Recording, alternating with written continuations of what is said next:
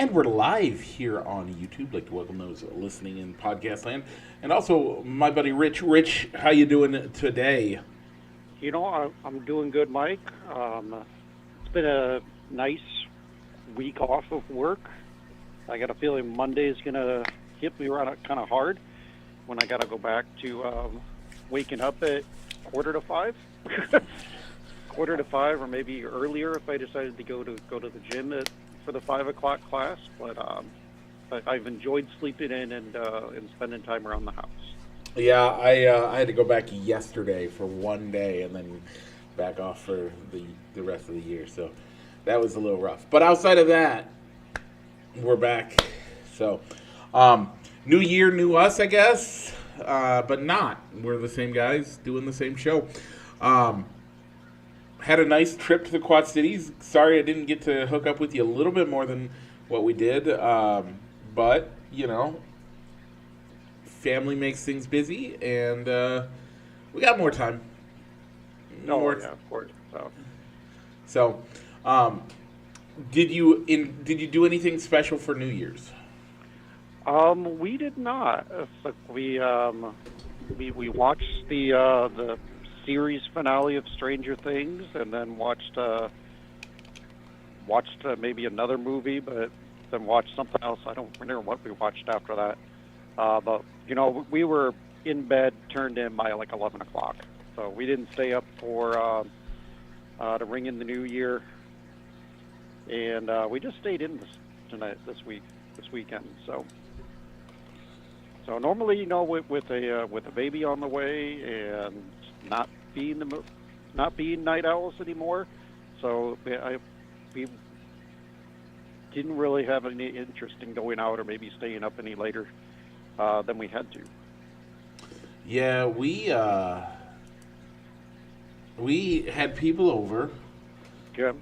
Which is nice because then you stay home and put your babies to bed when you want to, and then you hang out with people. We played a few games, hung out. Literally everybody left around 10:30. Okay. So you had people over, but they didn't even stay to ring in the new year at all anywhere. Yeah, I was hoping to at least get the 11 o'clock. Okay. But they all dipped out just a little earlier than that. So a little bit bummed about that, but it's not that big of a deal. We're all old now. I mean, I'm 40, man. So, we got a bunch of football to talk about, but we have other news stories that we need to talk about. Yeah, tragic news to come out of the NASCAR world, especially for you, Mike, being a fan of this driver. So tragedy struck the Hamlin household this week, Mike. Yep, that's and we got some baseball news to talk about. Rich, before we do any of that, what's it time to do? Mike, let's go ahead and roll the intro.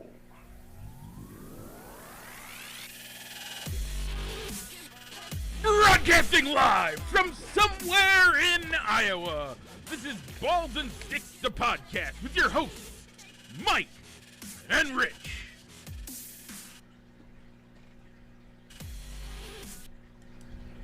And we're back. Rich, before we do any of that, we are on the downhill slope for what we're doing for our poll questions. We only have a couple left. We are. So this week we had bird watching and bonfires. So I guess we have 3 weeks left. We can do a third place. Yeah. That'll buy us some more time to think about what to do next. But bird watching, bonfires. I went with bonfires. I'm not into bird watching quite yet. It's something that I think it's on my radar. Putting up a bird feeder in our tree in the front yard, but haven't done it yet. And so I went with bonfires. Okay. I don't mind that one at all. I like bonfires, and that's what I picked too, Just because Okay. bonfires, like, to me, you're sitting around having a beer, watching the bonfire, hanging out with people, um, just having fun. And that's something that, you don't get to do a ton. Or or if anything, it is an activity that you can do throughout the season, regardless of the season. I mean, as the weather gets colder, you're going to be closer to the bonfire, and even if it's even in the summer, you can still have a bonfire. It's just you're maybe not going to be as close to it, or it's just going to be done to cook your s'more or a hot dog. But you can still have the fire going in the evening time. Whereas, I mean, the bird watching, you can only do certain. The birds aren't always around, depending on where we're at, as they migrate a lot. So I still have plenty of birds You in still my have plenty at of my birds? bird feeders. So, okay, um, yeah, it's not as uncommon for them to be out as you'd think.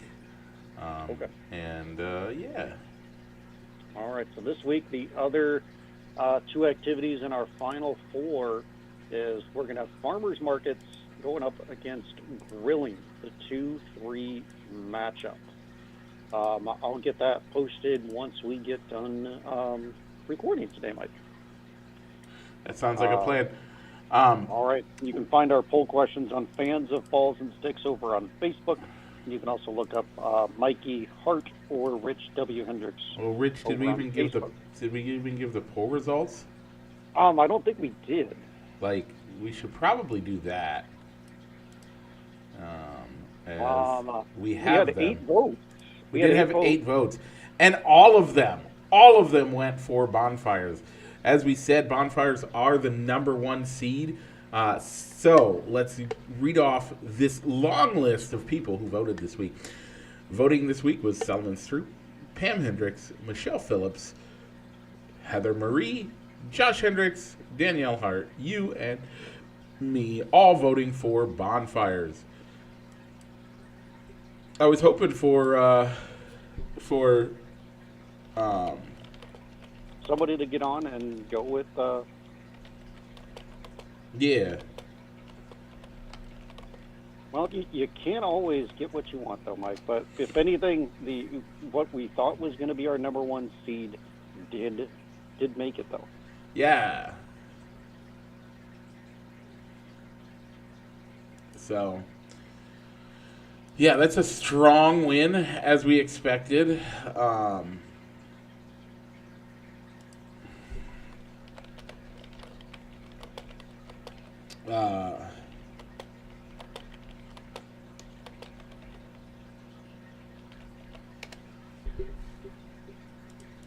So, what is this week's poll question, Rich? This week, we're going to go with our 2-3 matchup of farmers markets and grilling. 2-3. Winner will go on to face bonfires. Okay, All right, Mike. let's get NFL Week into the show. 17. All right, Mike. Very thrilling game. A Sunday night football game with the Bears and the 49ers out in Santa Clara. Mike, I went with the Bears, seeing that they were red hot. You went with the Niners. The first loss that you predicted for the Bears all season by when we give our predictions from week to week. Mike, the 49ers won 42-38, although the Bears had a chance to win the game there at the end. So very thrilling game. This was, I guess, the one time that the defense wasn't able to get a key stop this time, except for the pick six to start the game, I guess. Yeah. It was a thrilling game. The Bears kept up. Now, this is the huge part for me. All in all, I think this is more of a win than anything. The Bears actually kept up. They didn't lose it.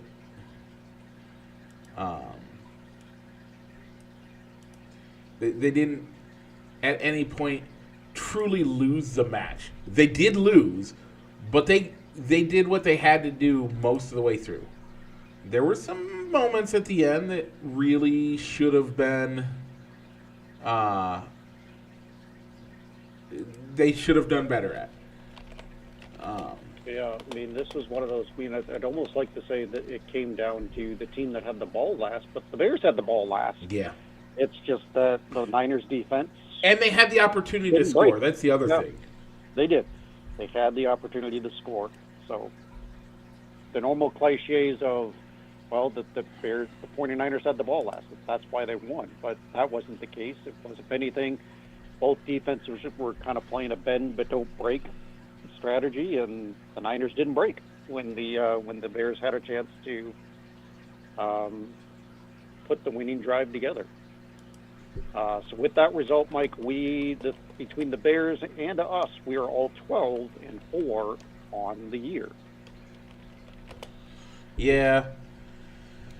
Which, that's a great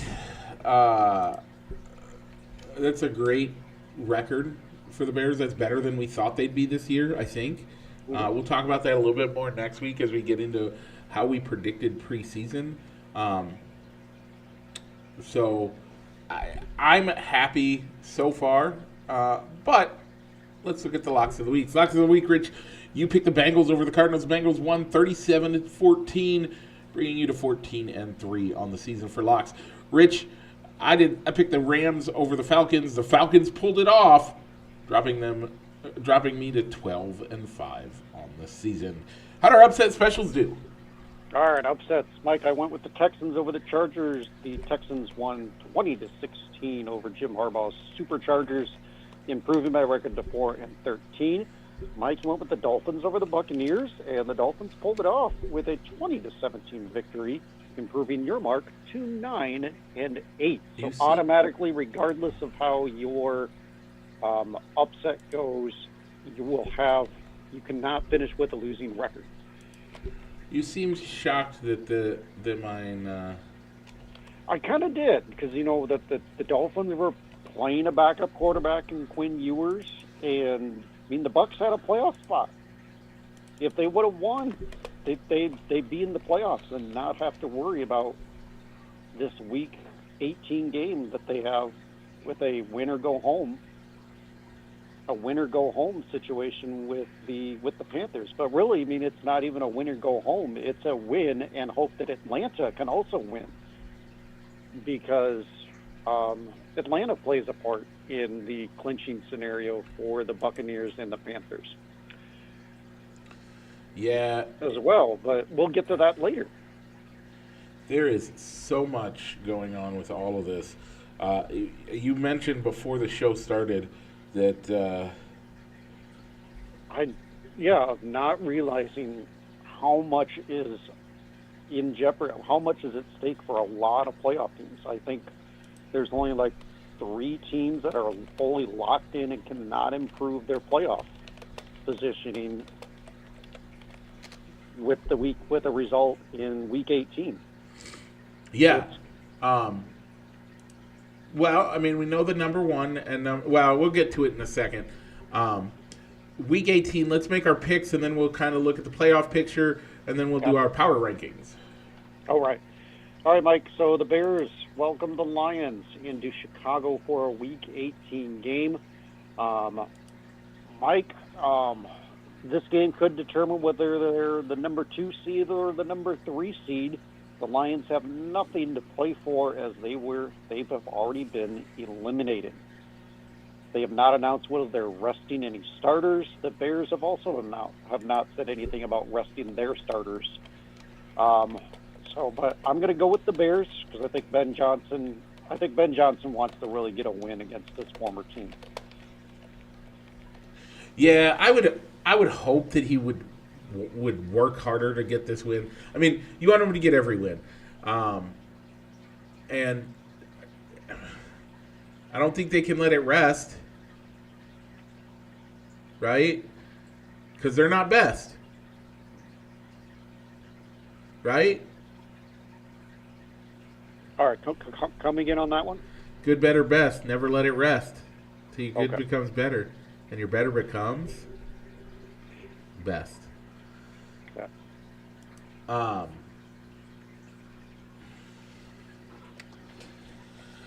So yeah, I struggle with what to do with this game.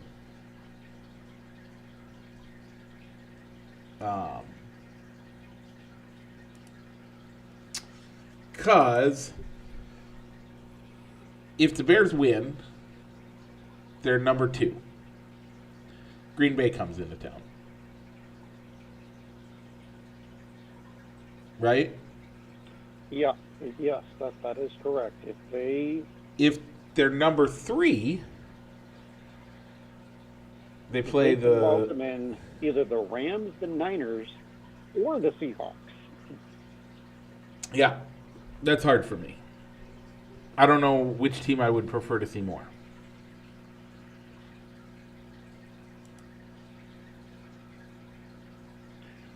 I know that's a tough one for me. Man. Do you have a veteran team like the Rams? Do you want a team that you kept up with that lost to in San Francisco, or you could get the Seahawks, who have been really good this year too? Yeah, the San Francisco would have, at this point, San Francisco would have to come here, would have to come to Chicago. Yeah. If they fall, then yeah, they do. So,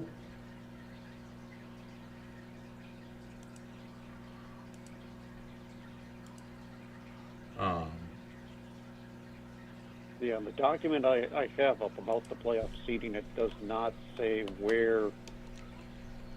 It only lists the higher seed. It doesn't say where.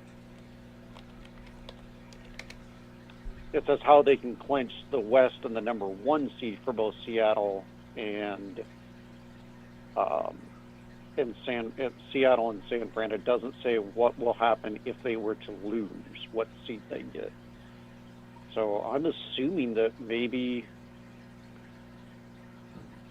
I think between San Francisco and Seattle, winner gets the number 1 seed, the loser goes to number 5, which sends them to Charlotte to take on the Panthers. So I think we would get the Rams, a veteran team like the Rams, if we fell to number 3. with a quarterback that knows Chicago at least.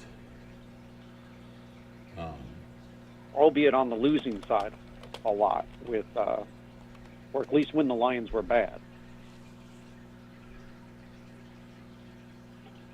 Yeah. So would you take on a Rams team in the cold weather who's used to playing in a dome, but an open air stadium, but still a dome? And Matthew Stafford plays better in a dome or climate controlled environment when you know it's going to be cold in January in Chicago.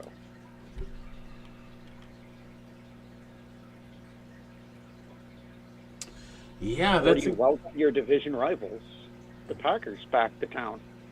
yeah. The 3 games against the Packers, third game against the Packers. Nobody knows what's going to happen, right? Yeah. So Jordan Love will be rested. He's been cleared, but he's not going to play this week. So And you barely beat the Packers last week. 2 weeks ago, you barely beat them. yeah.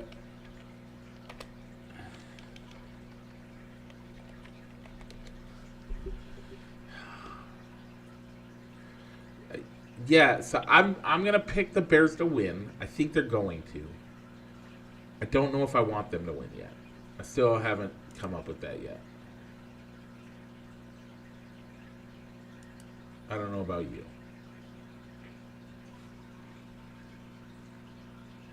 It's still tough. I don't know what I want them to do. I mean, do you want them to go in with momentum? Probably. I think you got to go momentum. Okay, let's go for the win. Let's go. You talked me into it. Okay, locks of the week, Rich. Your week and the last week for locks of the week. All right, I'm going to go with the Bills over the Jets. Jets have been terrible this year, even though it's a divisional game, and I don't know if the Bills have anything to gain by this. For their seeding, they might move up to the 5 or 6 seed, whereas now they're the number 7 seed right now.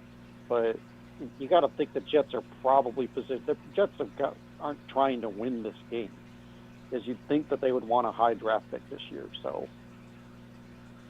I'll take Josh Allen and the Bills over the Jets, even if they rest their starters at halftime. Okay. Yeah. I'm going to pick the Rams over the Cardinals. Again, I think the Rams still have a way to improve their seeding. I think. So I think they're playing for something. The Cardinals aren't. There we go. Upsets of the week. I think this could be more of a coin flip, but I'm going to go with Seattle over San Francisco. I'd like this outcome a little bit more if the game was up in Seattle instead of down in Santa Clara. But the Seahawks team has been hot. They've been really good this year, so I'd like to see the playoff field go through Seattle this year. In general, I'd say no, but I think you're right because Seattle's home advantage is not as much of a home advantage as it used to be. Rich, I'm going to pick a divisional game, a team that has nothing to win for and a team that has nothing to lose for, going up against a team that essentially has nothing to win for. I think they're locked into the last division winner, right? Yeah, because the Giants. I think Philly can go up to number 2 if they win and the Bears lose. And they'd have to win. The Bears would. I thought the Phillies were in 4th. No, the Philly has number 3. Oh. I still think Washington's going to take them out. All right, 3rd string quarterback and all. Yep. You got a little bit more to go with this week because your record is a lot more. All right, Mike. Playoff pictures, as we alluded to it, it is crazy how much is undecided going into this final week. You don't know. I mean, we don't know who the division winner in the South, the North, and I guess in the AFC and as well as the South and the West, let alone the wild cards in both divisions. No, I thought the AFC North comes down to who wins the Pittsburgh-Baltimore game. The Broncos are locked in on the division. You said the West. Oh no, I'm sorry. The North and the South. The North and the South. The West is decided. West is decided in the AFC. So let's just do the AFC. We're going to go through this. AFC, the Broncos are locked into the division. However, they have to win or have New England lose and Jacksonville lose in order for them to get the number 1 seed. So essentially, you got to win because Jacksonville's playing Tennessee and Miami, or New England's playing Miami. Yeah, so they only lose if they lose. They need Jacksonville and New England to lose. Yeah, to get that number 1 seed. So but they have the West locked up. Yep. In the South, Houston and Jacksonville are battling it out. If Jacksonville loses, which they're playing Tennessee, so highly doubtful.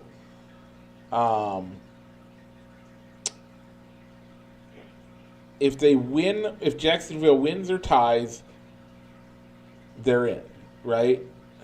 Yeah, the Jaguars get the division with a win or a tie, or if Houston loses. Right, or Jacksonville can ties. go all the way up to number 1 if they win, and then Denver and New England lose. Yeah. Crazy. Houston technically can win the division if they win and Jacksonville loses. Yeah, So I don't see that one happening. I don't see it happening, but it's a possibility. It's a possibility. So I want to give everybody all the options. Let's head over to the East, where New England has it locked up, but they're hoping to get home field advantage, so they need to win plus the Denver to lose. Both of those things are actually plausible. Mm-hmm. So none of the wild cards are technically locked in. I think the only the team that's just locked in and really can't improve anything is the Chargers, and they've already committed to resting key starters. Yep. Now. And then you got the North. Yeah. Which will come down to Pittsburgh and Baltimore. Basically, a win for whichever team wins goes home or goes to the playoffs. Whoever loses goes home. If there's a tie, please let there not be a tie, Lord. I hate ties. Ties are the worst. It doesn't say what happens with a win. But no, Pittsburgh gets in if there's a tie. Pittsburgh gets in if there's a tie. Outside of that, you gotta. I mean, win and you're in. How about that? In the North, that's both Baltimore and Pittsburgh. Just win and you're in. In the NFC, in the South, essentially the Panthers just need to win, or Atlanta wins.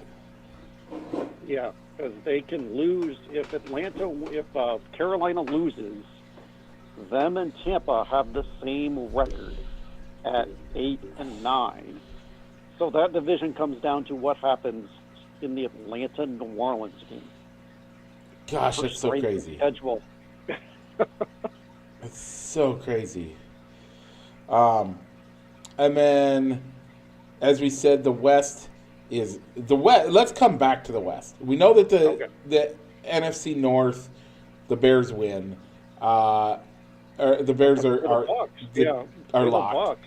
It's so crazy to think that they not only have to win, then they gotta wait out the loss. Then they have to almost wait out the outcome of the Atlanta-New Orleans game. I thought whether they make the playoffs. Who? The Tampa Bay Buccaneers. Yeah. The Buccaneers need to win. And then Atlanta they need to find out the lose. loss. Then they need to wait for the outcome of the Atlanta-New Orleans game. Yeah. So the Panthers could lose this game and then just be rooting for the Falcons to win so they can get into the playoffs.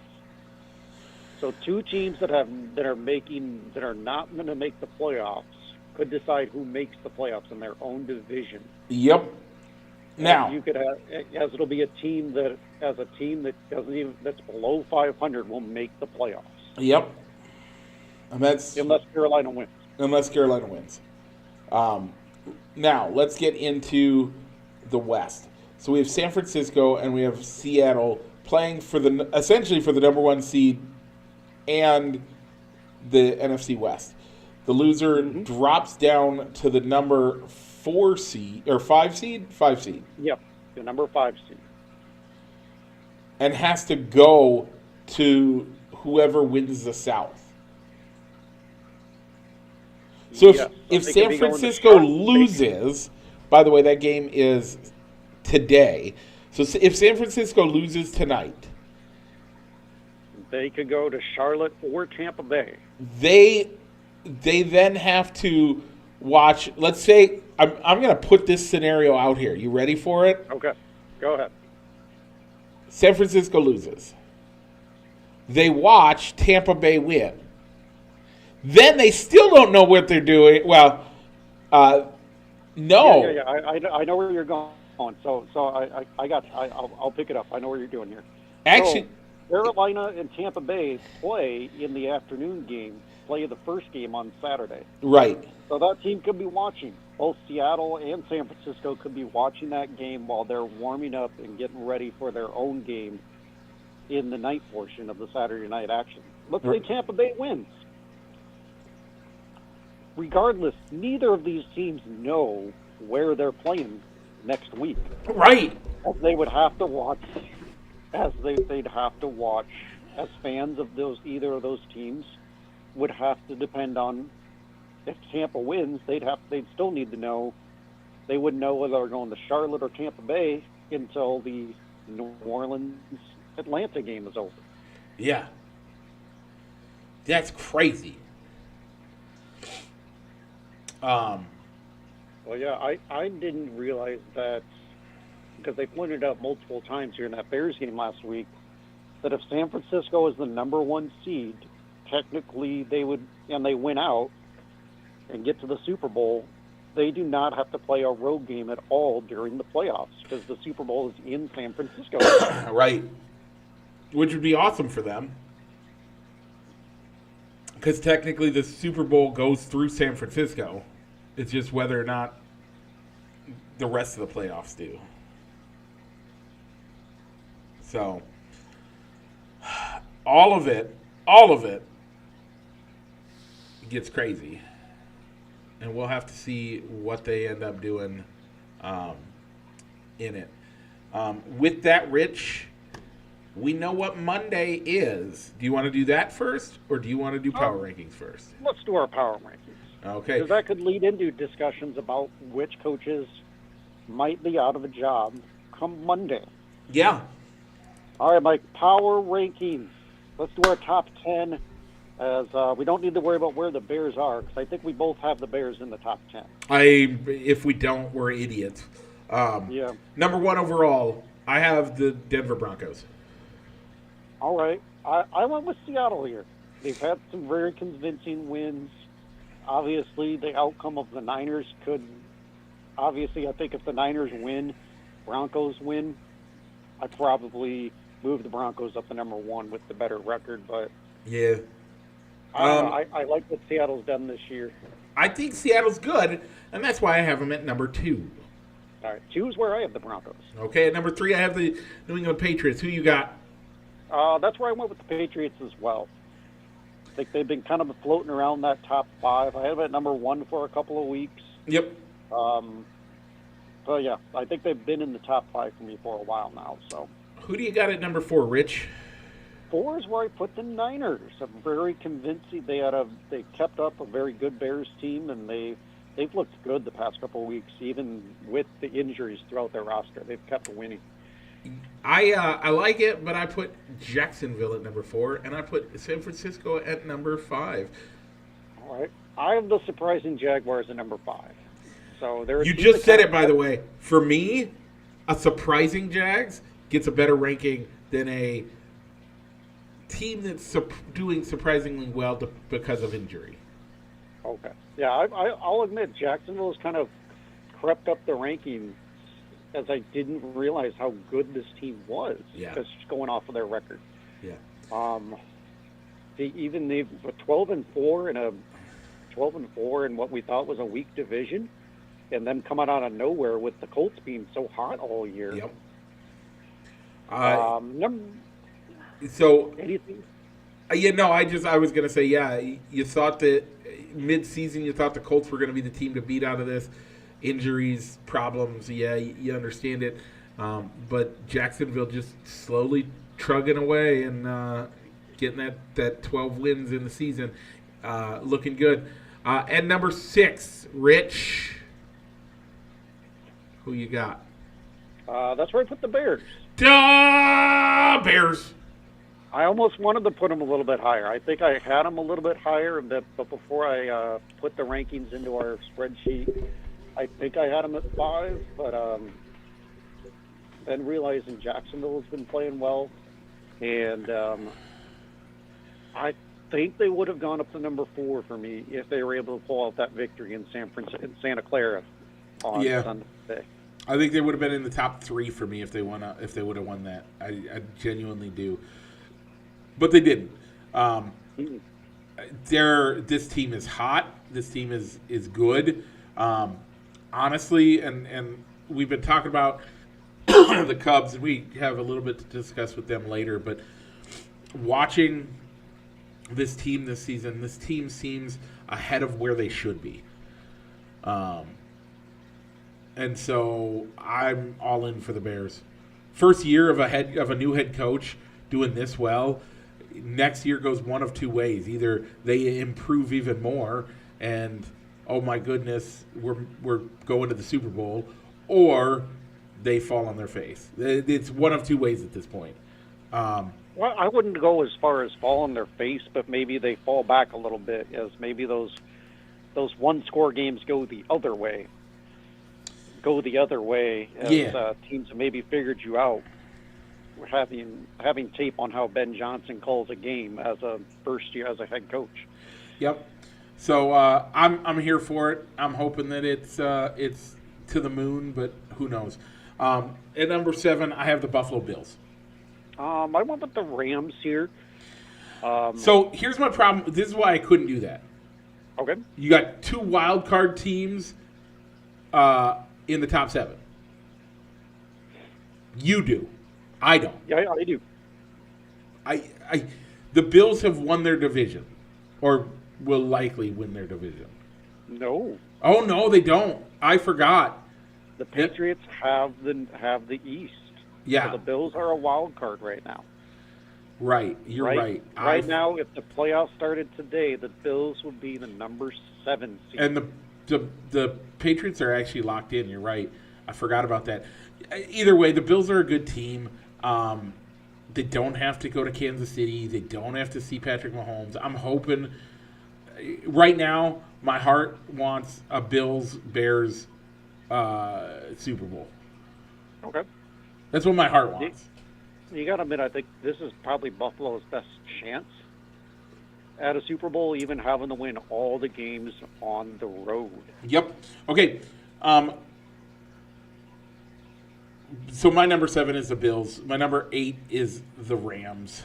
All right. Then 8 is where I put the Bills. Okay. Number 9, Rich. Those red-hot Houston Texans playing good defense and... Who thought that was going to happen? Things under control. I thought Houston always had the record, but much like the Jaguars, they just kind of got lost in the shuffle with how good the Colts were doing early on. Excuse me. But they just kept winning and staying consistent, and they've worked their way up our power rankings and worked their way into a playoff spot. Yep. And at by the way, I have them at number 9. And number 10, I got the Eagles. Yeah, me too. They're falling into the playoffs is what it feels like more than pushing their way in. Yeah, I think that if anything, the strength of their division is getting them into the playoffs. Yeah. And maybe some early season victories. Yeah. Okay, you ready to go to the bottom? Yeah, let's go to the bottom.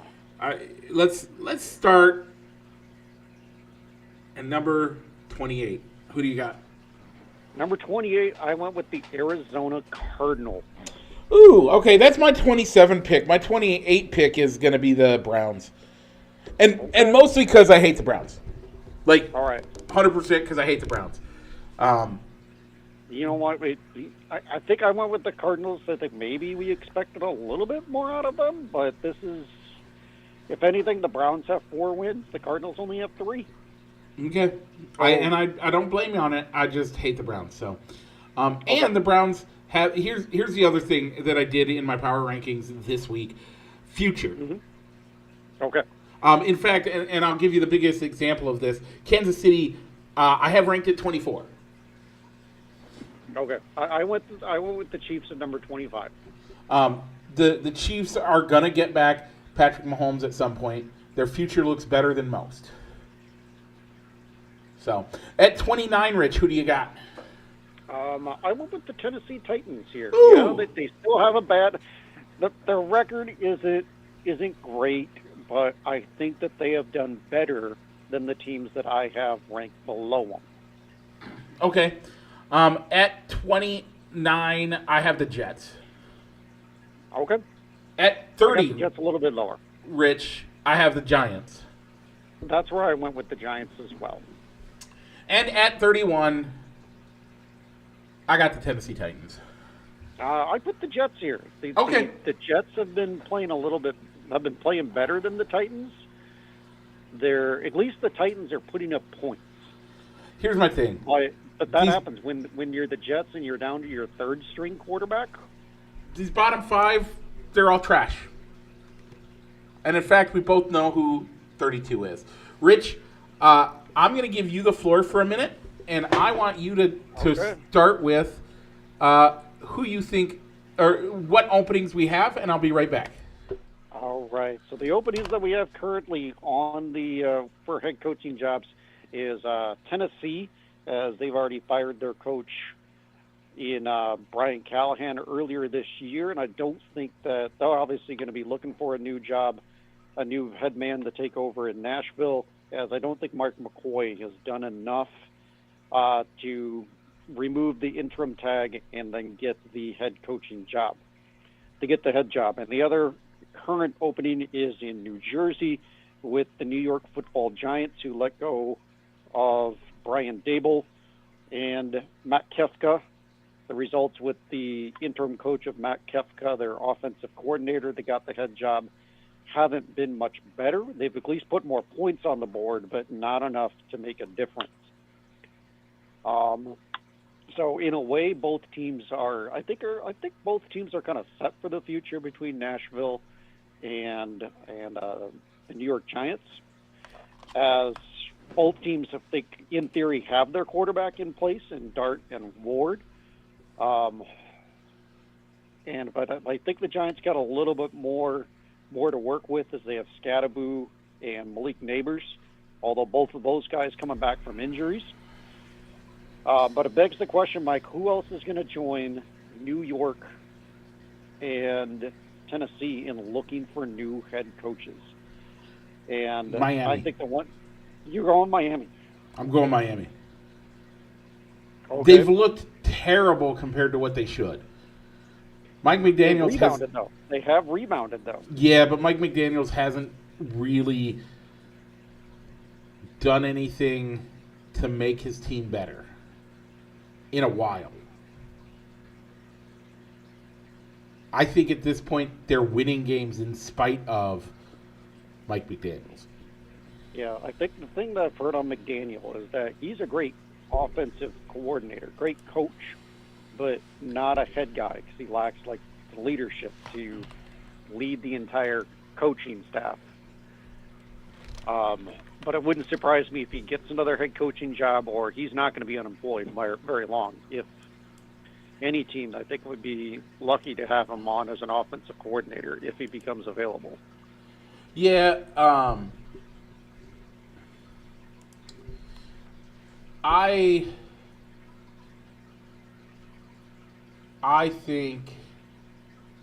think he'll get a job. I hope it's not as a head coach. We've only seen one of these. I would argue one of these coaches. We've only seen one of them who truly, and I do mean truly, has taken the concept of the buddy coach and made it work.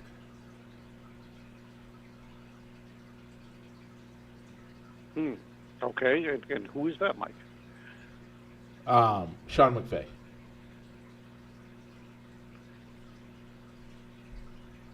You know that? Yeah, I can see that, as he wanted Stafford and he's made it work. He has a great relationship with him. So, and you know what? If anything, he did handpick his quarterback, and he gave up on Jared Goff, who had just gotten a massive contract before coming to town. So yeah, I can see that being a buddy coach. A buddy coaching relationship. And if you look at the other ones, now there's other guys that went into it looking that way, but are now have evolved and have developed into real head coaches. And so because of that, McDaniels hasn't made that transition. And that's why I think he's still looking to not make it in the next steps. Okay, for me, the one that really sticks out for me is Arizona. I think the only thing that could maybe save Gannon's job is that maybe they're going to give Jonathan Gannon another shot if that team gets to pick their quarterback. As Kyler Murray was already locked into that contract extension with Cliff Kingsbury, another coach that was hired to fit the quarterback, and then the team stagnated and plateaued, and they never got any higher, and they let go of Kingsbury. So maybe if they were to trade off or let go of Kyler Murray and reset with a new quarterback, that this coaching regime gets the pick, or you let go of Gannon and you restart with a new quarterback and head coach. Because we all saw with the Bears, how many times did we say with the Bears when it seems like when the front office, the quarterback, and the head coach aren't all on the same page, they're constantly starting over. And that was 100% what I was just going to say there. It sounds like, and you're making the argument that Arizona is the new Bears. I don't know if they're just the new Bears, but that's a cycle that we saw with the Bears that just never seemed to work out. As a new regime, as a new GM was always picking a new coach, and then the coach would stay. They get a new front office guy. He wouldn't like the coach, and so I'm trying to think even if the new front office in Arizona even chose Gannon. Off the top of my head, I don't think they did. So maybe I think a fresh start, or at least you give the front office a chance to hire a new regime. And then the other one for me would be the Raiders. They just have not. They've just looked terrible, and I was kind of scratching my head on why they hired a 70-year-old Pete Carroll to be their head coach on a team that's obviously needing to rebuild, needing a hard reset. I like that, but I mean, they love experience. They love experience out there. If you look at, I mean, why'd you bring in Gruden? Twice. You brought back Gruden. Yeah, you brought back John Gruden because of experience. Why? He had previous history with the team. Yeah.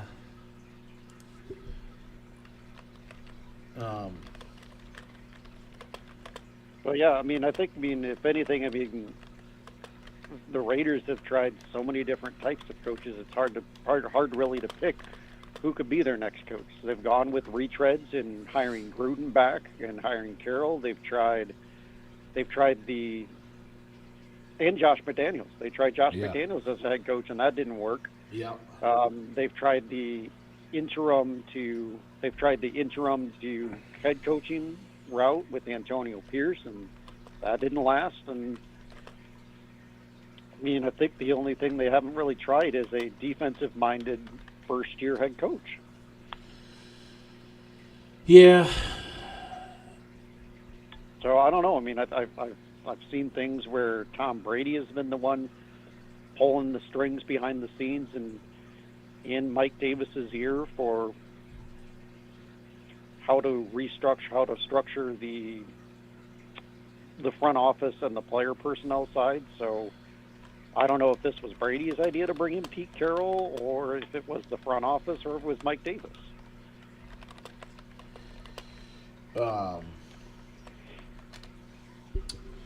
Yeah.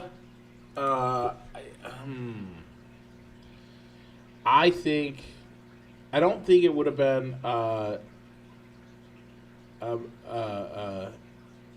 Tom Brady type thing. I would probably go closer to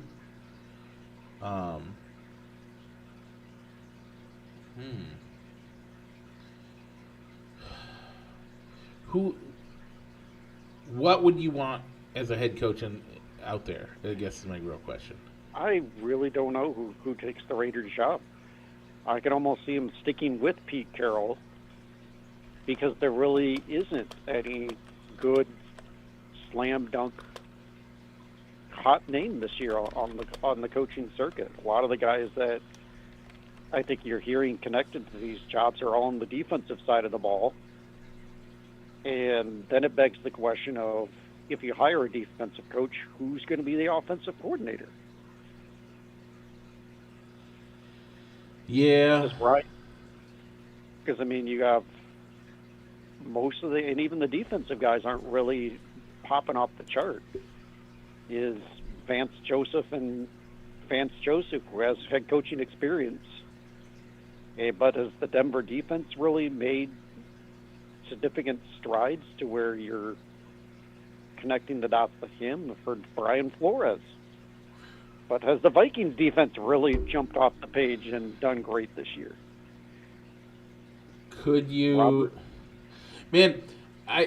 We're looking at this cycle. Let's get more teams. Let's get more teams out there. Yeah, I could see the Bengals making a choice if their ownership group is willing to take the hit and pay two coaches at the same time. As maybe it's time for the Bengals to have a new voice at the top. Although I think their record more supports, I mean, is it how much the Bengals go as Joe Burrow and the quarterback goes, but maybe that could be a new head coach could be what keeps Burrow in Cincinnati. Does Kevin Stefanski have to think about a hot seat? I think he does. I could see that as well. But he is a two-time head coach of the year. Albeit the last couple of years, they've struggled to get to 5 wins.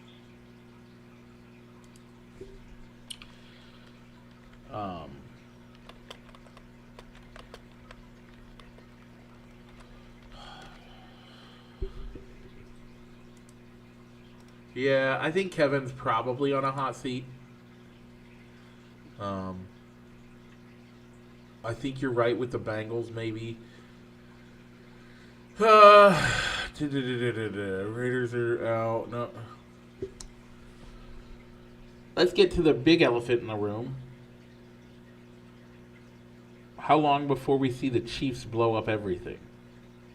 Now, I'm not saying coach. I'm not strictly saying coach. I'm saying just overall. There's a good possibility that next year looks like a wash year, right? Yeah, you could have that going on because it could have that could be a year where you're hoping to. I think with you don't want to rush Patrick Mahomes back, but it could turn into getting the right quarterback in there that can keep you afloat until Mahomes is healthy and come back. I think that Reed keeps his job as long as he wants to be there. But he's 70. If you're saying that, like, and I understand that winning covers a multitude of sins, right? Let's not lie to ourselves here, but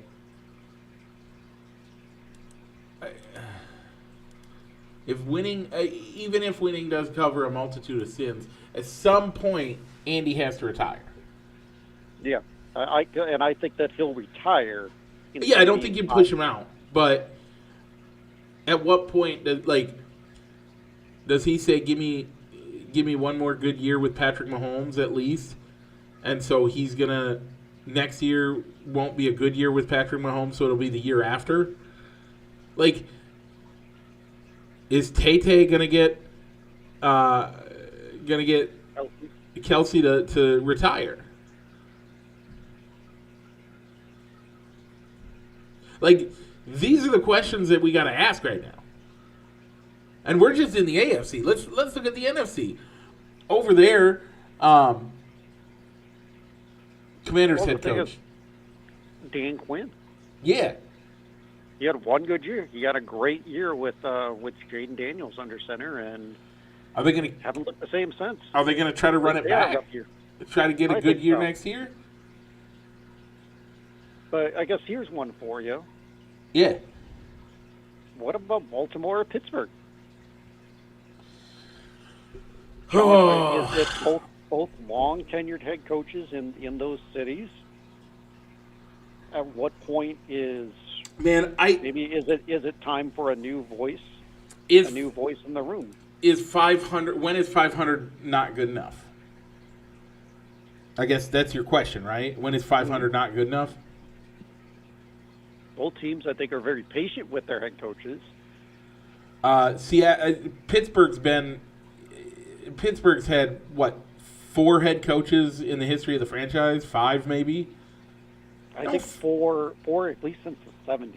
They don't fire people. They don't. Yeah, it's their coach retiring. Right. So, is Mike Tomlin going to retire? Or did they trade him somewhere? Because it's an offer they can't refuse, and they get a new vote. They get a new voice at the top. I don't see, as much as a lot of Pittsburgh fans are like, I'm sick of this 500. By the way, these 2 teams are playoffs teams. One of these teams is going to play a game next week. I think maybe both of them. Nope. They just need to win. Okay, so if Seattle makes the playoffs, or if Pittsburgh makes the playoffs, I think, like, legitimately, maybe they're trying to do this whole Bulls type thing. Let's limp into the playoffs, and then Aaron Rodgers lights it on fire and shows up as actual Aaron Rodgers that we're used to. If that happens, I don't think he does. I don't think it does. I think if Pittsburgh makes it, they're going to lose. I could see Baltimore going on a run over Pittsburgh. Okay, but let's say, I mean, one, does Aaron come back next year?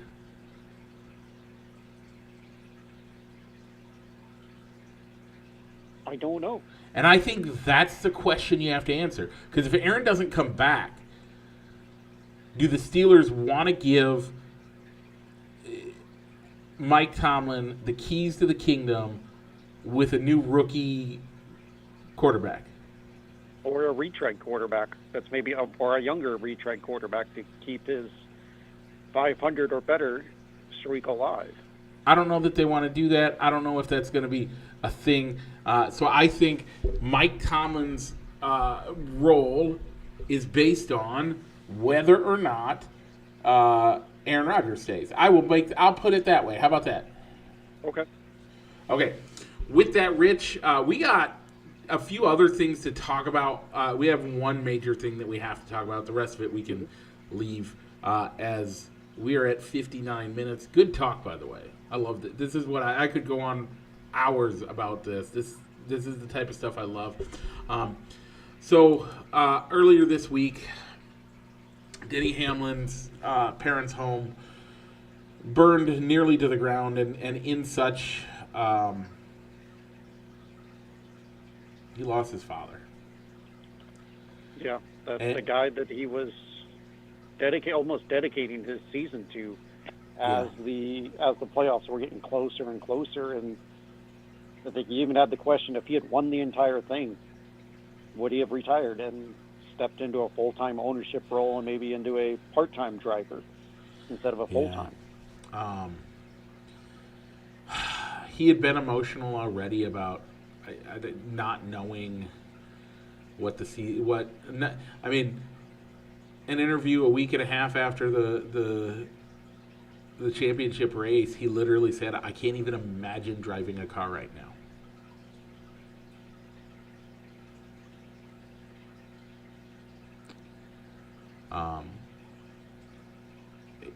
he also in other interviews essentially said, I don't know that my dad's going to be able to see me win another race, let alone a championship, if I don't win it this year.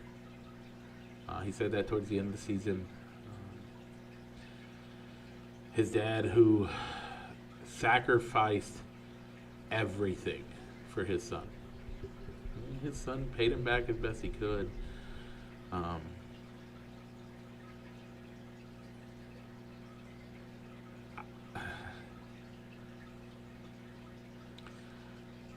I don't know what losing a parent's like.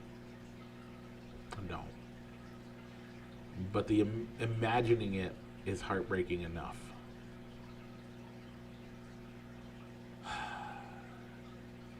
Denny, we're sorry. It sucks. His mom also, by the way, suffered some terrible injuries. She seems to be on the mend, but still not doing great.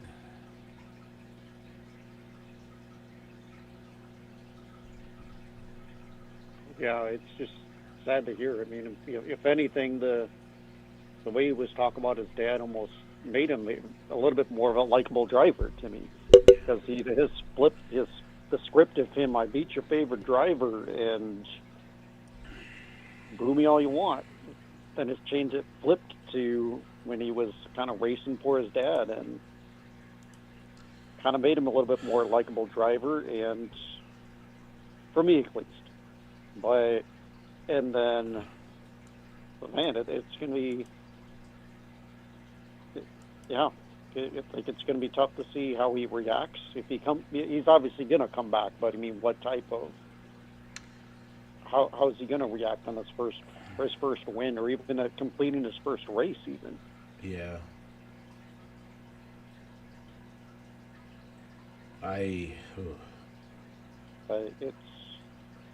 But yeah, I mean, it's between his dad's illness and the injuries sustained in the house fire.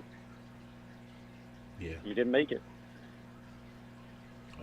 And his dad was already, I mean, let's be honest, Denny, I mean, even though you thought your dad was going to die, I mean, it seemed like he thought his dad was going to die before the season started. And yet,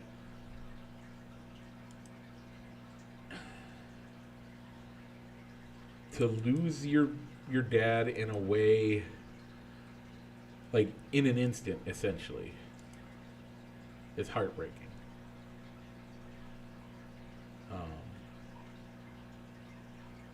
Yeah, I don't really have anything outside of that at this point.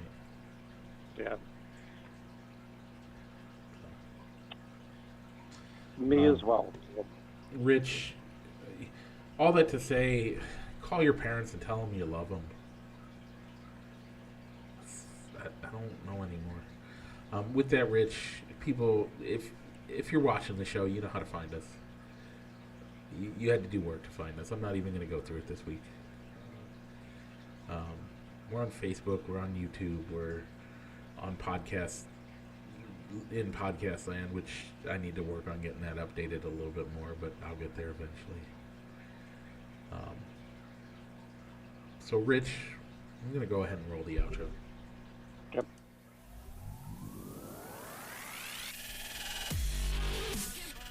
Broadcasting live from somewhere in Iowa, this is Balls and Sticks, the podcast, with your hosts, Mike and Rich.